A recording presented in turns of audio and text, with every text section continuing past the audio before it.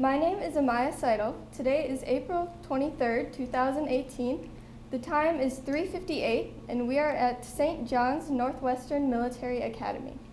I am interviewing Alvin Rohde, who was born on December 12, 1927 in Pewaukee, Wisconsin, and served in the Korean War between 1950 and 1952 on active duty, followed by 12 years in the Army Reserves. Al Rohde was a staff sergeant in the Army and served as a trainer in peacekeeping in the Free Territory of Trieste. This interview is sponsored by the Bell Tower Memorial.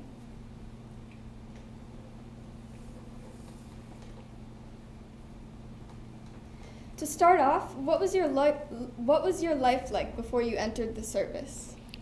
Very good. I used to peddle milk in the morning every other day in Pewaukee and around the lake.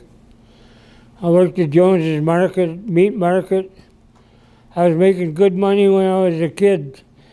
My older brother was 5 years older than me, and he worked for $1 a day. I was making more than he was. And did anyone in your family serve in the military before you? Did he what? Did anybody in your family serve in the military before you? My dad was an immigrant from Germany. He ran a tailor shop in Pewaukee. And then he went tailoring and laundry and cleaning. And I had one brother, Julius, a little over a year older than me. Did you enlist or were you drafted into the military? Pardon? Did you enlist or were you drafted into the No, Army? I was drafted in here. And how did that feel? Well, I didn't like it at the time, but I sure had to make the best of it, so. And how old were you at that time? I think at 22. Can you tell me what your first few days at boot camp were like? At where? Boot camp? Yes, I was, first of all, I was sent down for Fort Knox, Kentucky. I'll give you a history for processing. And then I really lucked out. They sent me right back to Fort Sheridan, Illinois, which is the closest place to where I live, camp. I would say serious. So I took basic training at Fort Sheridan, and I lived there, served and learned all about weapons and all training, military training, until we got orders from the United Nations to go to Trieste. Was it difficult to adjust to the training? No, not really. And can you tell me where you served?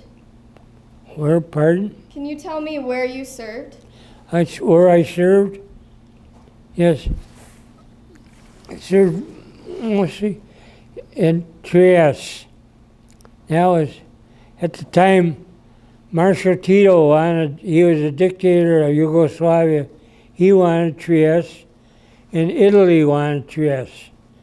And thank the Lord, the United Nations just started then, and they're the ones that sent us over there to keep them two apart. Otherwise, they just go in and take over a nation like Hitler used to do, So we were over there until the United Nations settled the agreement. It was the Free Territory of Trieste. Can you tell me what the conditions were like in Trieste? It's a very nice city. It had an Adriatic Sea, and it's a great port city. And everybody from all the different countries, France, Germany, all Russia, Yugoslavia, Italy, people all come down there to work because it was such a prosperous port. And it went way up into practically the center of Europe, and it was so busy.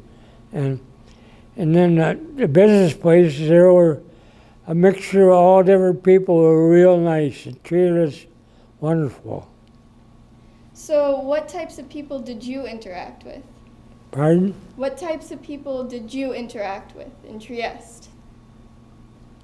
What did I? What types of people did you meet in Trieste? Oh, I met a lot of.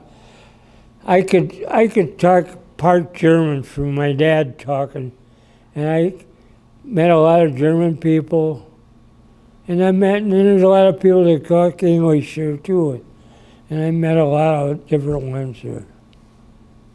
Can you tell me what a typical day was like in Trieste? So what? A typical day, can you tell me what that was like? Oh, it was real nice. We had regular training. You learn about your weapons, all your light machine gun, heavy machine guns, and grenades and all that. And plus all different rifles, 30 caliber rifle, and a lot of all different stuff.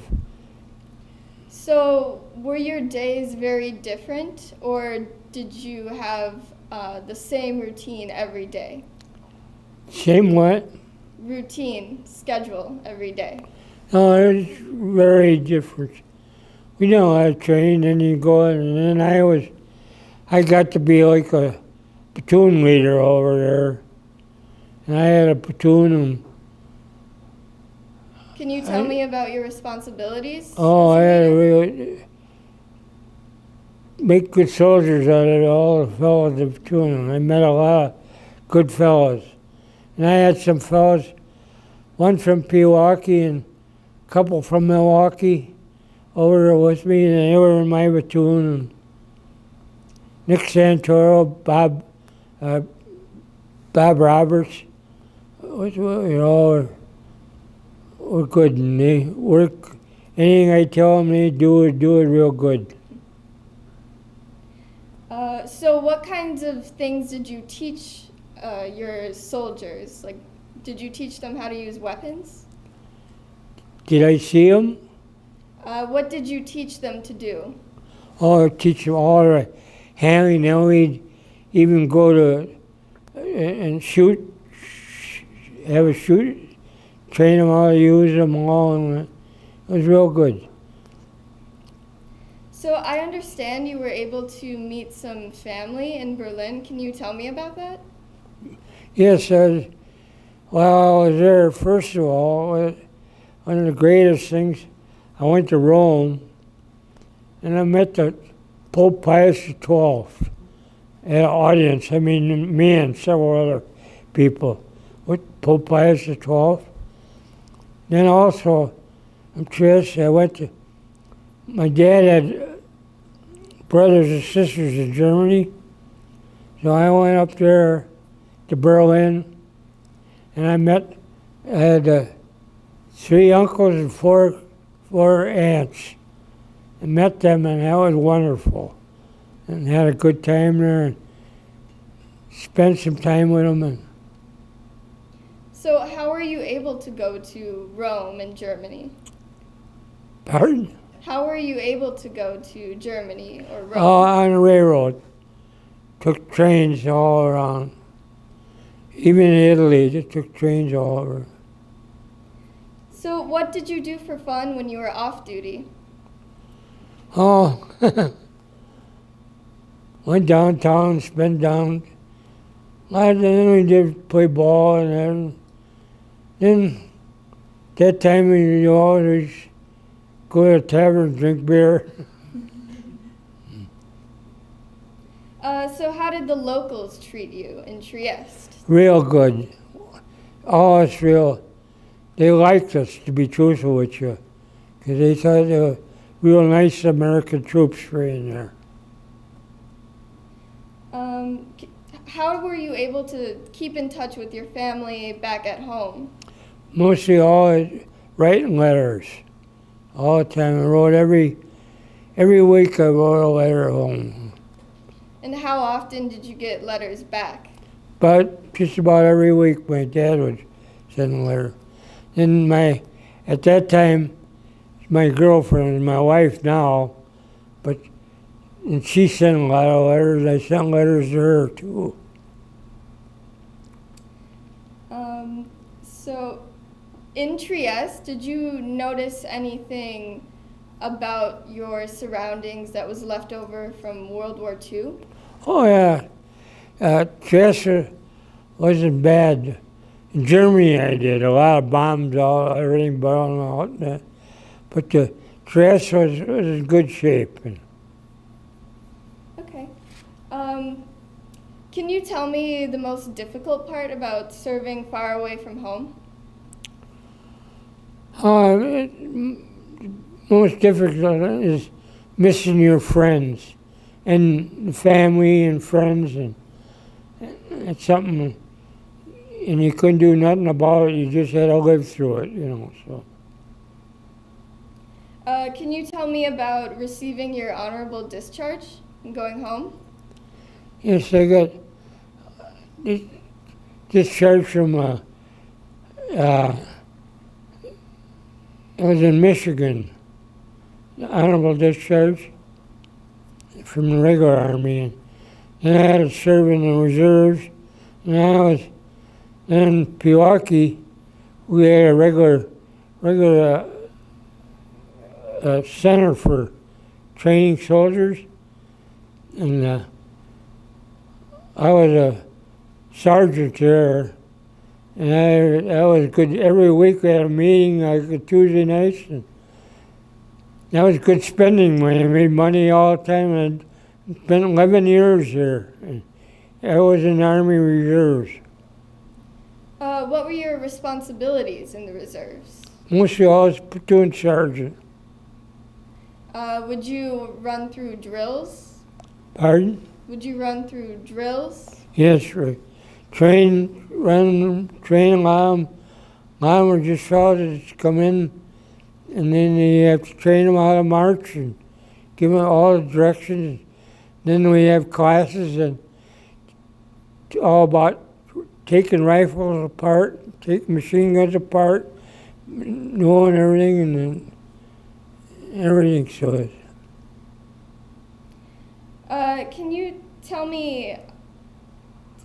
Can you tell me what you've done since separating from the military? yes, got out of the military. I was a carpenter, and I was a union carpenter for 55 years, and we built a lot of buildings, most all around Wisconsin there. And go down to Racine, Kenosha, and all over, and build a lot of apartments and build a lot of houses. So what kind of life lessons did you learn from being in the military that you carried with you even as a carpenter?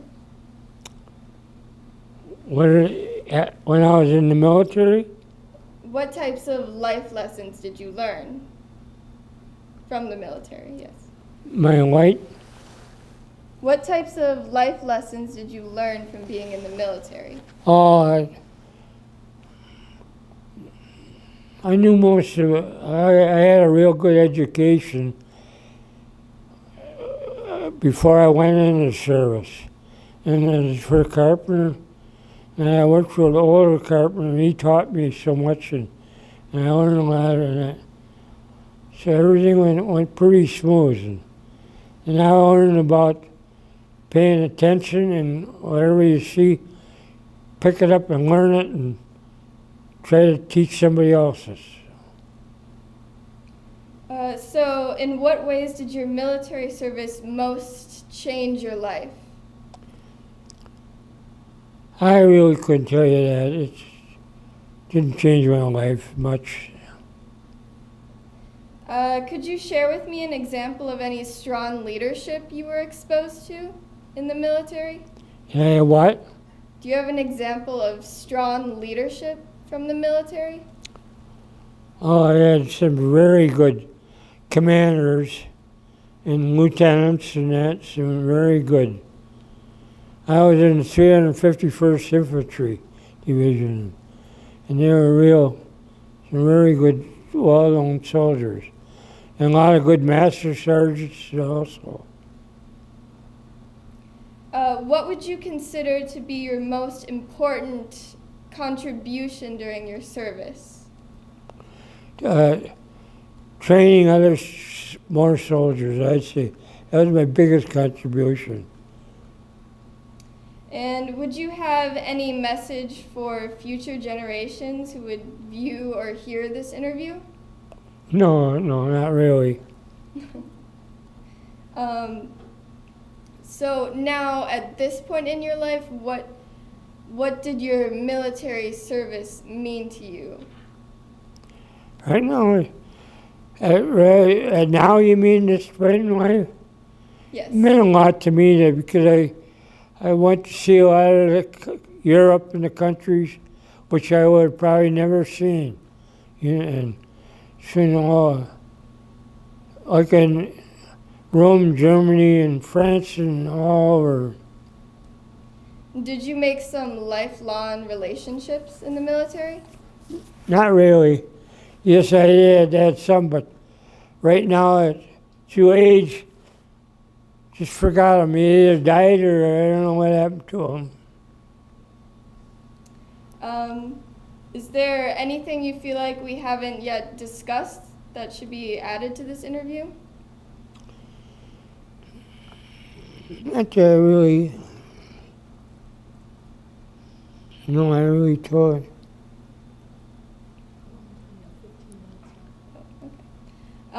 So, can you tell me about your adjustment back into civilian life? Was that difficult for you? No, not really. Because I come back and right away I went right to work as a carpenter because I knew my trade and I had no difficulty at all. And I was making good money at that time, compared to regular working class.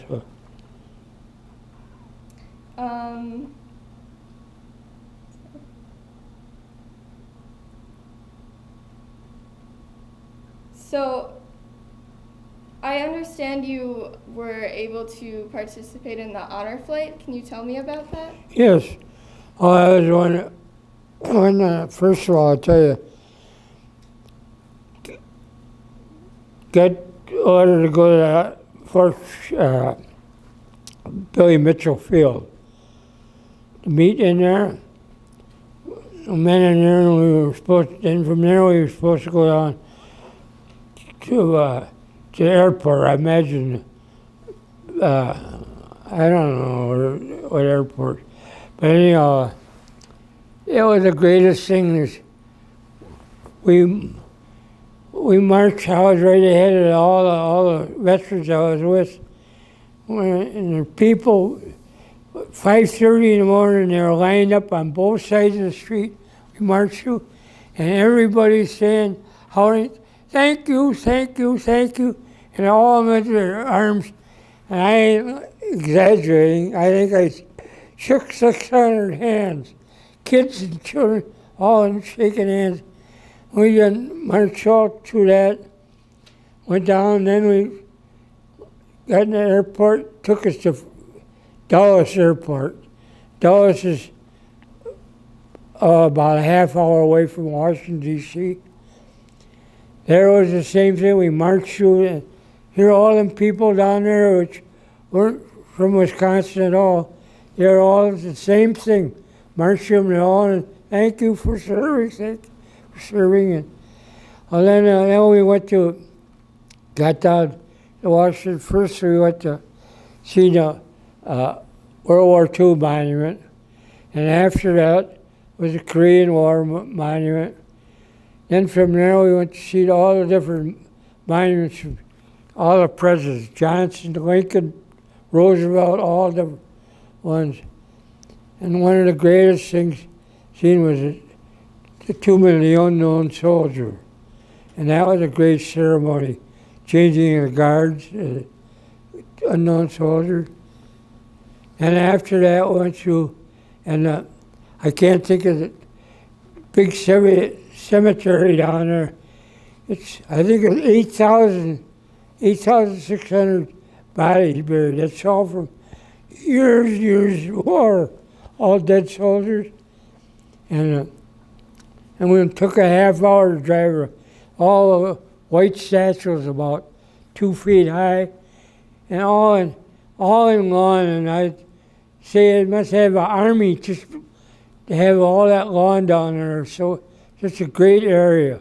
A great experience. You know, it's just beautiful. And we were loaded on 8 buses. We had the two police squad cars, and we went through Waterloo, Washington, with sirens blowing. We went through all the expressways. Everything had to stop, and we'd go through with the buses. It was really great. So did that experience really make you feel proud of your service? And more than before, did you feel proud after the honor flight? Did I what? Did you feel more proud of your service Yes. after the... I thought it was real nice. It was real nice. Real nice was to send us down there. Because Washington is a great city to see. Unbelievable. So to go back into your service, can you tell me about how being a UN soldier was different than being on just an American mission? Can you tell me what it was like serving the UN? Oh, I didn't have nothing to do with that, honey. So did you interact with any foreign military people? Not that you know, I don't remember them. So mainly you stayed within the American realm. Right. So can you tell me more about the atmosphere in Trieste in Zone A where you were versus Zone B? Like I said, Trieste is a great city. They call it the Free Territory of Trieste. It was all, like I told you, from all the different countries in Europe, all come there. And it was such a mixture of people. It was really a nice city. And I really liked it there, to be truthful with you. And did you enforce any policies in Trieste over the locals? No, not that I know of.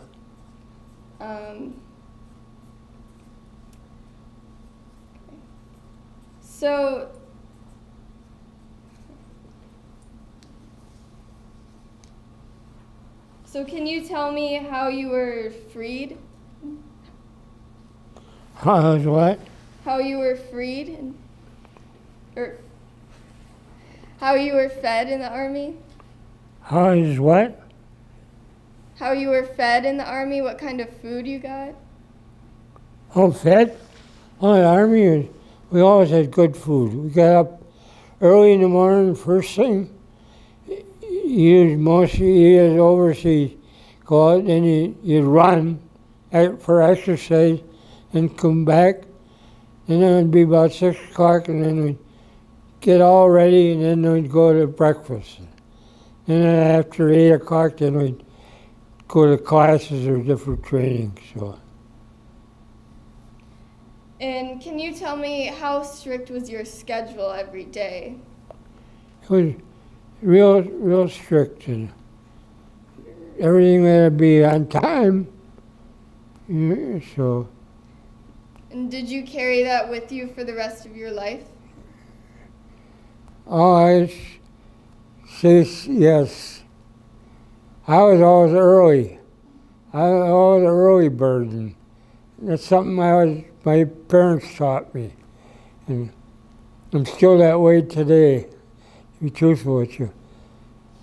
So can you tell me about your experience on the troop transport ship over to Trieste? Actually, there isn't much real sort of dead, to be truthful with you, because you're doing nothing, and it's sort of, there's no place, all you do is sit and try to enjoy the daylight, I should say. But other than that, there wasn't much, no recreation at all. So how long did that journey take you to Trieste? Oh, do you mean to go on the way over? Yes. I couldn't ask, but I'd say 3 days or so. I don't remember exactly.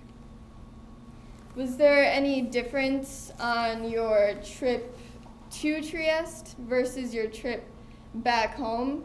How did you feel and how is it different? On sailing back home, got another different. I went over in the Gibbons and transport ship Gibbons and come back, and it was the Hodges was the name of it. And that was the same type of transport for troops, and come back and land in, I think it was in, I was in New York, and the East Coast, we went. And from there we sent to Michigan. So how did you feel going over to Trieste versus coming home? Were you more nervous going to Trieste? Not really. I liked it, to be truthful with you, because it's a nice city and good people. They treated you so nice, so I didn't mind it at all. So it was like an adventure for you. Right.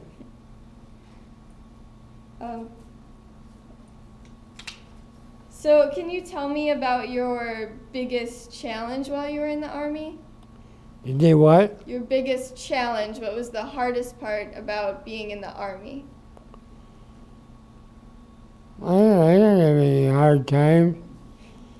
They trained me, and everything I trained I took, and that was it. So there was no challenge as far as Can you tell me about your favorite part of your routine every day? Did you enjoy training or teaching? It was actually every day was just like going to work. You had a schedule to follow. You follow that, and either classes or go out training or marching or something all the time. So were you always excited to get free time? How much free time did you have? Oh yes, get usually at night, but a lot of times you'd be on duty 24 hours night and day, and then a lot of times you go out and camping, and so. And was that tight schedule tiring for you? Was it tiring? Yes. Not really. Sorry.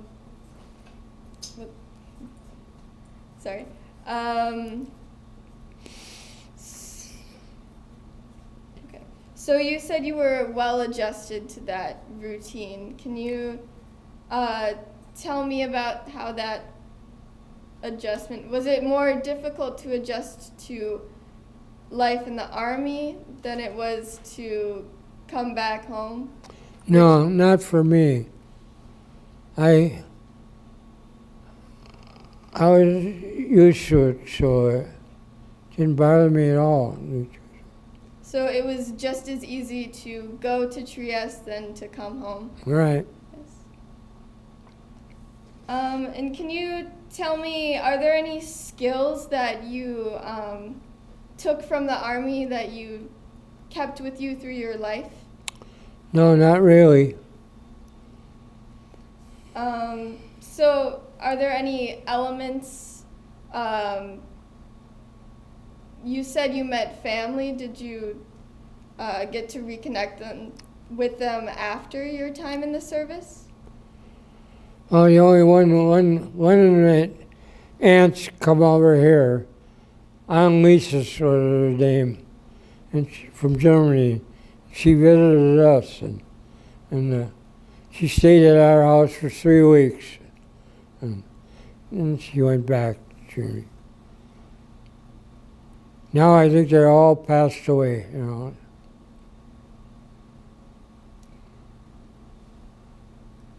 So in general, what do you think are the most important things that you brought back home with you after your service? That's quite good.